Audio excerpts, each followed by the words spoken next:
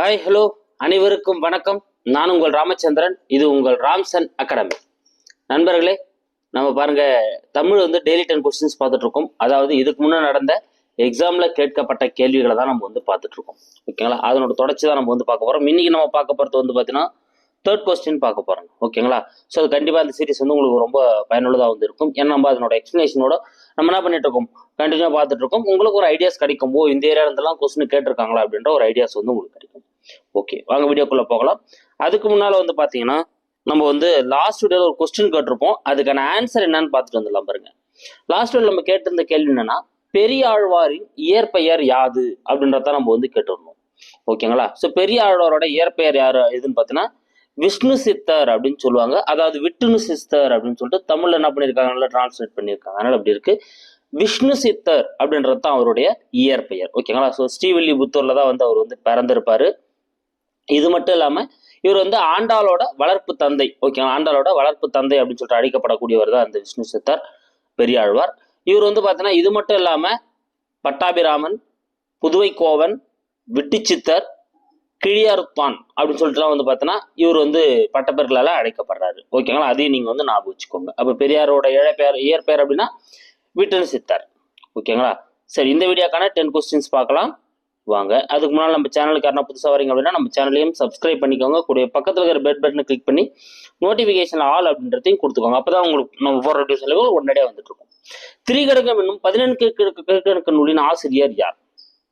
So திரிகடகம் அப்படின்றது 14 கீழ்கணக்கு நூல்களில் ஒன்று தான் வந்து திரிகடகம். அந்த நூலோட ஆசிரியர் யார் அப்படின்றதான் வந்து நம்ம கேட்டிருக்கோம். சூப்பர்.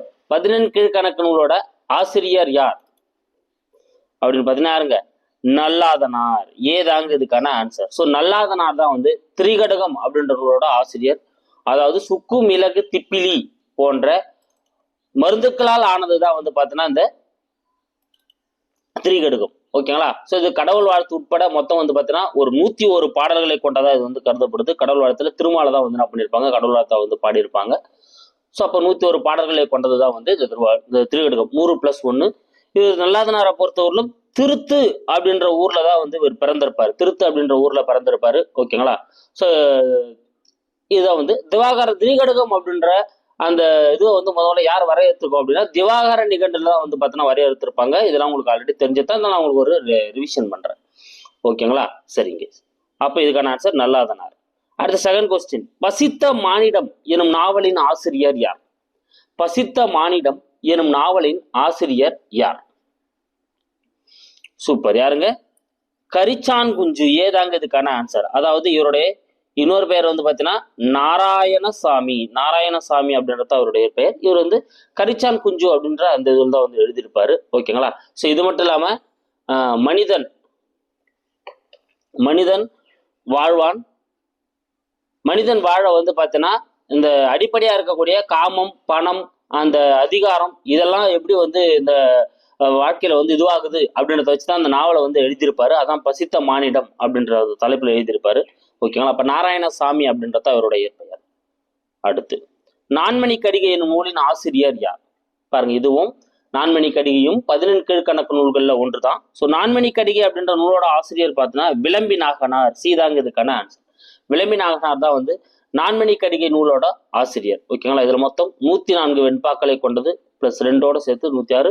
ஆனால் 104 வெண்பாக்களை வந்து கொண்டதாக காணப்படும். இது தொல்காப்பியம் கூறக்கூடிய அந்த அம்மை என்னும் மனப்பில் அடங்கக்கூடியது. ரொம்ப முக்கியம். தொல்காப்பியம் கூறக்கூடிய அம்மை என்னும் மனப்பில் அடங்கக்கூடியதான் நான்மணி கடிகை. அதனால ஞாபகம் வச்சுக்கோங்க. இதனோட ஆசிரியர் விளம்பி நாகனார். அடுத்து சங்கொலி என்னும் நூலின் ஆசிரியர் யார்? சங்கொலி. ஸோ சங்கொலி அப்படின்ற நூலோட ஆசிரியர் வந்து நாமக்கல் கவிஞர்னு சொல்லக்கூடிய நாமக்கல் வே ராமலிங்கனார். நாமக்கல் கவிஞர்னு சொல்லக்கூடிய நாமக்கல் வே ராமலிங்கனார் தான் வந்து சங்கொலி அப்படின்ற நூலோட ஆசிரியர். இவர் இது மட்டும் இல்லாம மலைக்கல்லன், என் கதை, அவனும் அவளும், தமிழன் இதயம், காந்தி அஞ்சலி, கவிதாஞ்சலி, சங்கொலி இந்த நூல்கள்லாம் வந்து எழுதியிருக்காரு. ஓகேங்களா? அதனால நீங்க ஞாபகம் வச்சுக்கணும். அடுத்து கண்ணின் சிறுதாம்பு என தொடங்கும் 4000 திவ்ய பிரபந்தத்தில் இடம்பெற்றுள்ள பாசுரத்தை பாடிய ஆழ்வார் யார்? கண்ணின் நுண் சிறுதாம்பு. ஸோ கண்ணி நுண் சிறுதாம்பு அப்படின்னு சொல்லிட்டு அது வரும். ஸோ அதை பாட 4000 திவ்ய பிரபந்தத்துல அந்த பாடிய ஆழ்வார் யார் அப்படின்னு பார்த்தீங்கன்னா மதுரகவி ஆழ்வார். யாருங்க? மதுரகவி ஆழ்வார். ஏன்னா மதுரகவி ஆழ்வாரோட ஆசிரியர் தான் வந்து யாரு? நம்ம ஆழ்வார். நம்மாழ்வார் வந்து மதுரகவி ஆழ்வாரோட ஆசிரியர். அவரை போற்றி பாடிய ஒரு 11 பாசுரங்களை கொண்டதுதான் வந்து இந்த கண்ணின் நுண் சிறுதாம்பு அப்படின்னு தொடங்கக்கூடிய அந்த 4000 திவ்ய பிரபந்த பாசுரம். ஓகேங்களா? அப்ப நம்மாழ்வாரை போற்றி பாடியவர், ஏன்னா மதுரகவி ஆழ்வாரோட ஆசிரியர் தான் நம்மாழ்வார், அவருக்காக பாடியப்பட்டது. ஓகேங்களா? அப்ப இதுக்கான ஆன்சர் மதுரகவி ஆழ்வார். கொங்குவேல் மாக்கதை என வழங்கப்படும் நூல் எது? வெரி வெரி இம்பார்ட்டன்ட் கொஸ்டின், நிறைய எக்ஸாம்ல இது கேட்டிருக்காங்க. கொங்குவேல் மாக்கதை என அழைக்கப்படும் நூல் எது அப்படின்னு பாத்தீங்கன்னா பெருங்கதை. எதுங்க? பெருங்கதை தான் வந்து கொங்குவேல் மாக்கதை அப்படின்னு சொல்லிட்டு அழைக்கப்படக்கூடியதா வந்து இருக்கு. இது வந்து வடமொழியில பிரகிருதா அப்படின்ற அந்த கதையை தழுவி தமிழ்ல எழுதப்பட்டதா வந்து பாத்தீங்கன்னா பெருங்கதை. ஓகேங்களா? இது கொங்கு வேளாளர் அப்படின்றத வந்து எழுதியிருப்பாரு, அல்லது கொங்குவேல் மாக்கதை அப்படின்னு சொல்லிட்டு வந்து அழைக்கப்படுது. இது வந்து ஒரு சமண காப்பியம், சமண காப்பியத்தை சார்ந்ததுதான். 5 காண்டங்களை கொண்டது, 5 காண்டங்களை கொண்டது. இதெல்லாம் நீங்க ஞாபகம் வச்சுக்கோங்க.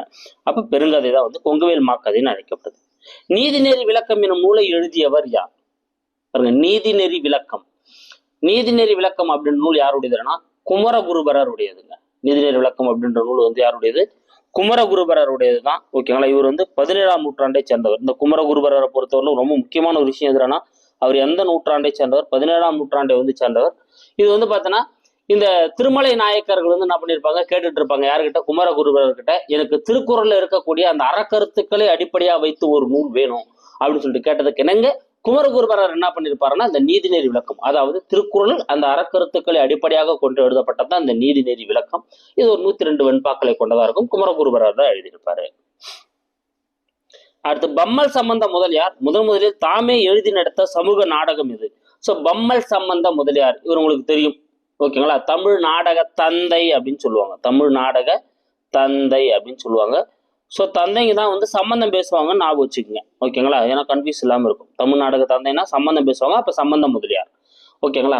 ஸோ இவர் தான் என்ன பண்ணியிருப்பாரு? 1883 எப்பங்க 1883 முதல்ல புஷ்பவல்லி நாடகத்தை தான் வந்து நடத்திருப்பாரு. அப்ப இவர் முதல்ல நடத்திய நாடகம் எதுன்னு பார்த்தீங்கன்னா எழுதி நடித்த நாடகம் புஷ்பவல்லி. அப்ப டி தான் வந்து இதுக்கான ஆன்சர். புஷ்பவல்லி என்ற நாடகத்தை தான் நடிச்சிருப்பாரு. அதே போல இவரோட முக்கியமான கூற்று சுகுண விலாச சபையை வந்து ஏற்படுத்தியவர் வந்து பம்மல் சம்பந்த முதலியார். அதையும் நீங்க ஞாபகம் வச்சுக்கோங்க.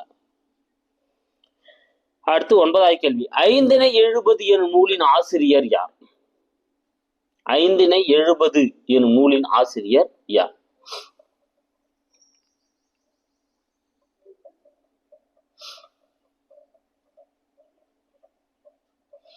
சூப்பர். யாருங்க? 570 மூவாதியார். யாரு?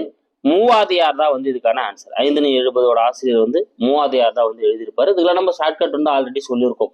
70 வயசு ஆயிடுச்சுன்னா வந்து பார்த்தீங்கன்னா முட்டு வலி எடுக்கும், அதனால மூ தடவும் அப்படின்னு ஞாபகம் சொல்லியிருக்கோம். அப்ப 570 அப்படின்னா மூவாதியார் தான் வந்து எழுதியிருப்பாரு. இது ஒரு சமண சமயத்தை வந்து சார்ந்த நூலுங்க. ஓகேங்களா?